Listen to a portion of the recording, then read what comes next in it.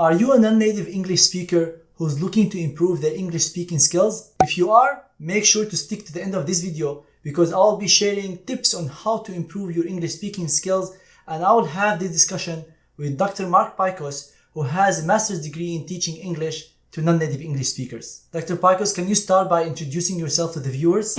Sure. Well, I've been teaching English to non-native speakers of English here in Houston for over 40 years.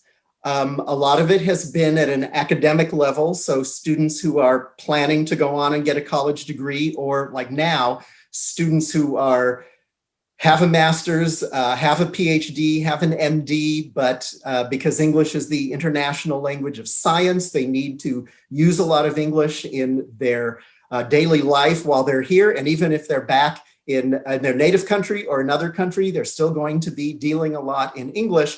So I help them improve all of their English skills for their personal and their professional development. Awesome. From your experience teaching non-native English speakers, what are the tips you have for our viewers to improve their English speaking skills? Sure. Well, the skill that most people want to improve when they learn a new language is their speaking. And so I have 5 tips here that I think will help you improve your speaking. And I know this for a fact because I actually have a bachelor's degree in Spanish literature. And way back when I was getting that degree, I used to write lengthy papers in literary analysis entirely in Spanish. And I can still read novels in Spanish. Takes a while, but I can still do it. But when it comes to speaking Spanish, I'm sort of going, blah, blah, blah, blah, and I'm going, the words aren't coming. So speaking for many people is the most difficult of the language skills for them to really feel like they're fluent in. So I have 5 tips that I think, if you put them into practice, can really help you. Okay? So the first one is watching TV. Listening and speaking go together. So the more you listen to English, the better your English speaking will become. And when you watch TV, you can turn the subtitles on so you can read and follow along with what the people are saying. And I will tell you that my wife and I, when we watch British detective shows, we turn the subtitles on because we don't always understand what the people are saying. So don't feel embarrassed about turning on subtitles. But here's what you can do. If you watch a show regularly, turn on the subtitles, and then 5 minutes before the end of the show, turn the subtitles off and just listen. The next time, turn them off about 10 minutes before the end of the show, then 15 minutes. So each time you're listening to more and more of the show. Now, you may be thinking, I understand everything I hear on TV, and that's fantastic. So here's what you do. Turn on the subtitles and mute the television and read the subtitles as they go along. You're going to be reading really quickly, but it's really good speaking practice because you're probably going to be reading pretty normal English and it's going to go by really quickly, but you're going to be saying all these words yourself. So listening and speaking subtitles on TV are a really great way to go. Number 2, you want to talk with Americans or with native speakers. Now, in a city like Houston, finding native speakers can be very difficult, and you can't always know who's a native speaker or not. And you may think, oh my God, I don't want to start talking with somebody that I don't know, but there's a really easy way to do that. First, choose a topic that's very general and not controversial, like the weather, like sports, like traffic, and make a statement and then follow it with a tag question with falling intonation. So for example, you could say something like, the weather is beautiful today, isn't it? Or, Dr. Assad always throws great parties, doesn't he? And when you hear that little tag question, isn't it, doesn't he, with falling intonation, that's not really a question. That is asking someone to agree with you, and a native speaker will know that you're expecting them to agree with you. So they'll say, oh yeah, it's just been beautiful lately, and you've started a conversation. So it's really an easy way to do it, and native speakers won't even think that there's anything strange about it because we do that ourselves. Okay, number 3, you need practice, right? More practice than you can probably find with just speaking with native speakers. So here's what you do. If you have a presentation to give, or if you just want to practice speaking and talk to yourself, go into the bathroom. Why? Bathrooms are small rooms. You can close the door and you can hear yourself really well. Now, if you live with other people and you don't want them to hear you, turn the water on a little bit. They won't be able to hear you. You'll still be able to hear yourself. And there's a mirror, so you can look at yourself and see yourself speaking.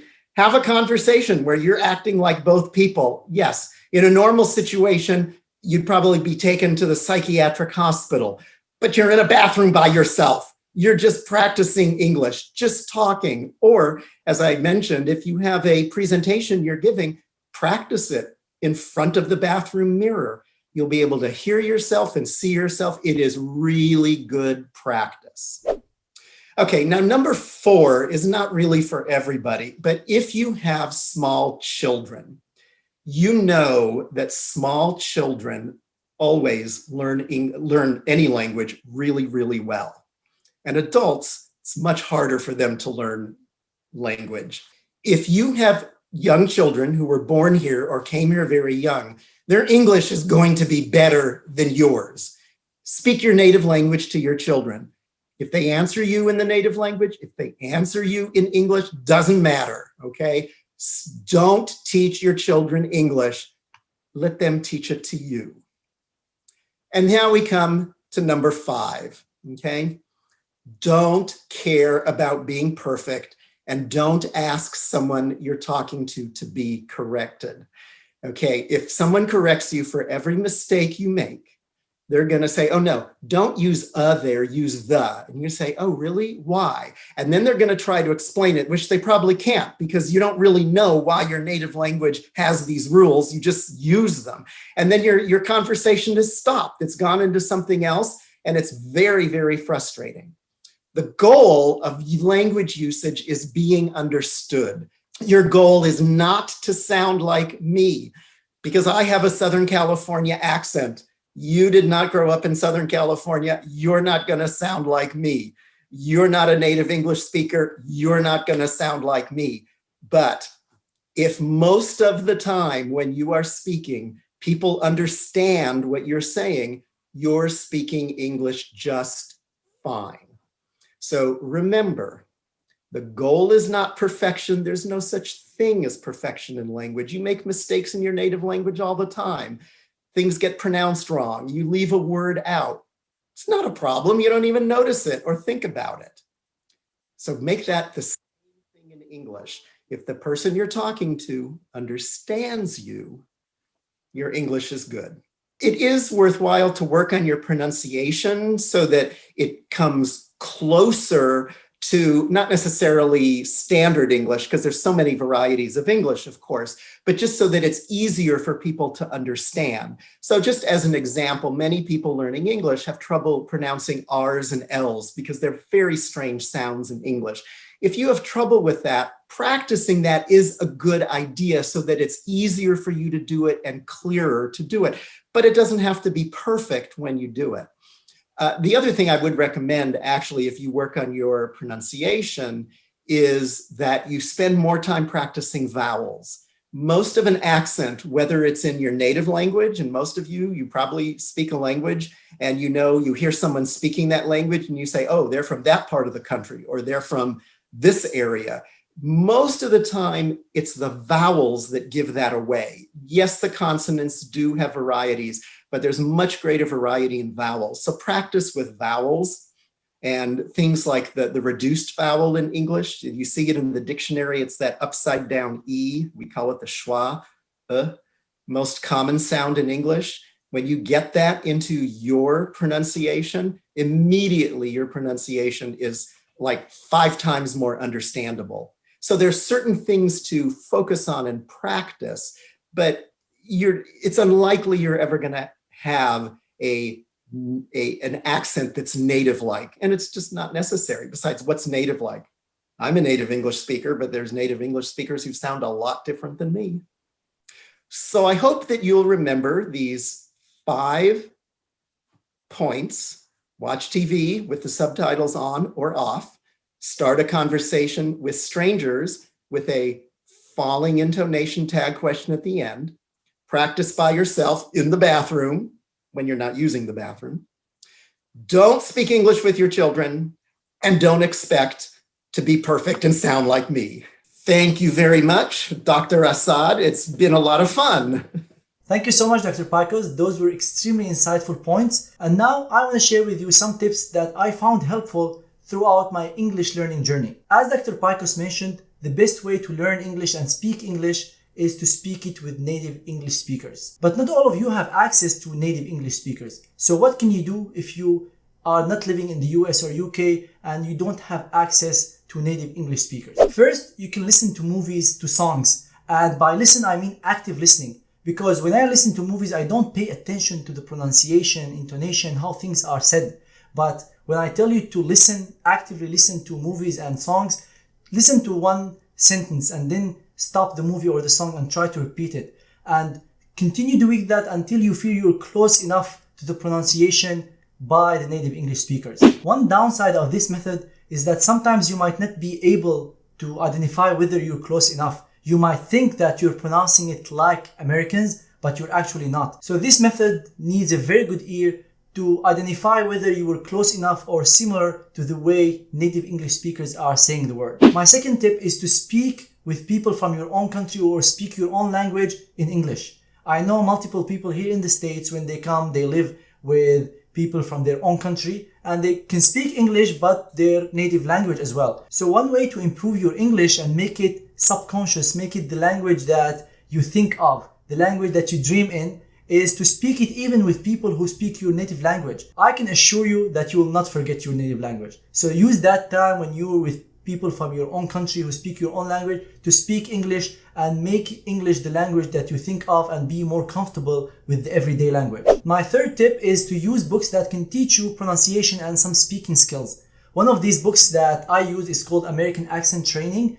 It's a phenomenal book. It has examples of how you should say certain words, of how the intonation should be, with audio records of the whole book. So this could be extremely helpful if you're trying to improve your accent and pronunciation. And I'll leave the link for that book in the description below. My fourth tip is to use a website called YouGlish. YouGlish is a website that can show you certain words, how they're pronounced by native English speakers from different videos available online. For example, if you type the word car in that website, it will show you the pronunciation of car by different native English speakers across videos found online. And I'll also put the link for that website in the description below. You can use YouGlish as a learning tool to see how not only the pronunciation matters, but the stress that you put on certain parts of the word, the stress that you put on certain words in a sentence. Just to give you an example, the word ID, the car that you identify yourself with, has a stress on the D. So if you pronounce it correctly with the stress on the I, it would be ID.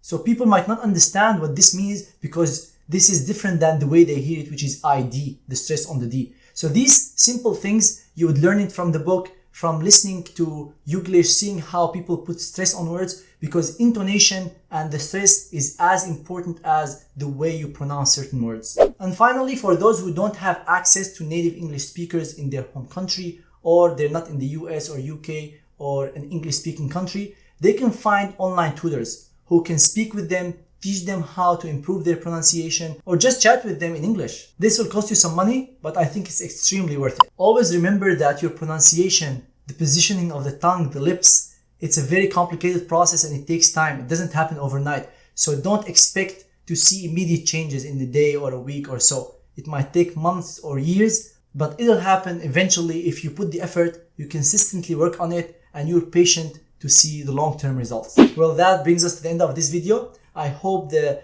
tips that I shared and Dr. Picus shared will help you in improving your English speaking skills. If you have any questions, make sure to leave them in the comments below, or feel free to reach out to me on Instagram or Twitter at Malki Assad, or my Facebook page, Malki Assad MD. Thank you everyone so much for watching, and see you in future videos. Peace.